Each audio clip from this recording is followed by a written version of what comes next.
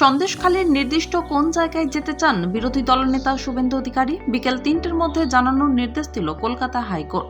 বিচারপতি কৌশিক চন্দ্রের প্রাথমিক পর্যবেক্ষণ, যেসব এলাকা থেকে ১৪৪ ধারা তুলে নেওয়া হয়েছে সেখানে যেতে পারেন শুভেন্দু। ১৪৪ ধারাকে সামনে রেখে সন্দেশখালীতে প্রবেশ করতে দেওয়া হচ্ছে না বলে কলকাতা হাইকোর্টে মামলা করেছিলেন শুভেন্দু। সিপিএম এর একটি মামলার প্রেক্ষিতে সন্দেশখালী থেকে ১৪৪ ধারা জারি খারিজের নির্দেশ দিয়েছিল হাইকোর্ট। তারপর সন্দেশখালীর ৫ জায়গা থেকে ১৪৪ ধারা প্রত্যাহার করে প্রশাসন। শুভেন্দুর অভিযোগ, তারপরেও তাঁকে ঢুকতে দেওয়া হচ্ছে না।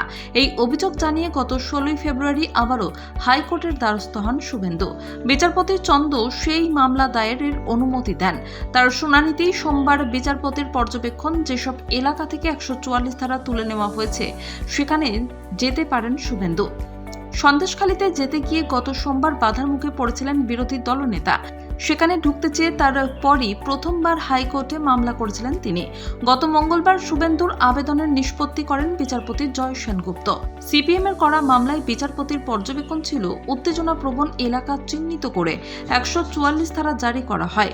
এক্ষেত্রে পুরো এলাকায় ১৪৪ ধারা জারি করা হয়েছে। ১৪৪ ধারা জারির জন্য নির্দিষ্ট করে উপদ্রুত জায়গা চিহ্নিত করা হয়নি, তাই ১৪৪ ধারা খারিজ করে হাইকোর্ট।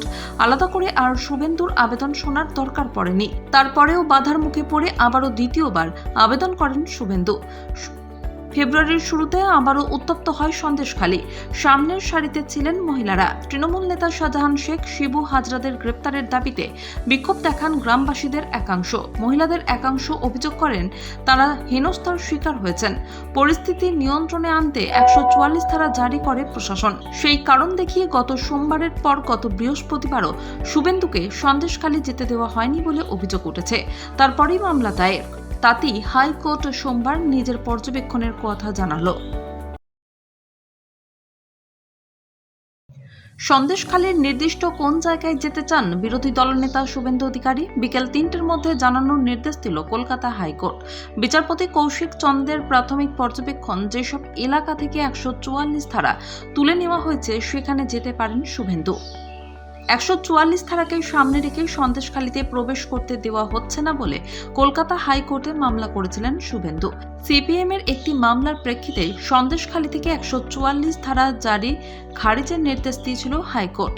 তারপর সন্দেশখালীর ৫ জায়গা থেকে ১৪৪ ধারা প্রত্যাহার করে প্রশাসন। শুভেন্দুর অভিযোগ, তারপরেও তাঁকে ঢুকতে দেওয়া হচ্ছে না।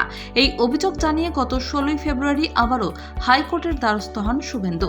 বিচারপতি চন্দ্র সেই মামলা দায়েরের অনুমতি দেন। তার শুনানিতেই সোমবার বিচারপতির পর্যবেক্ষণ, যেসব এলাকা থেকে ১৪৪ ধারা তুলে নেওয়া হয়েছে সেখানে যেতে পারেন শুভেন্দু।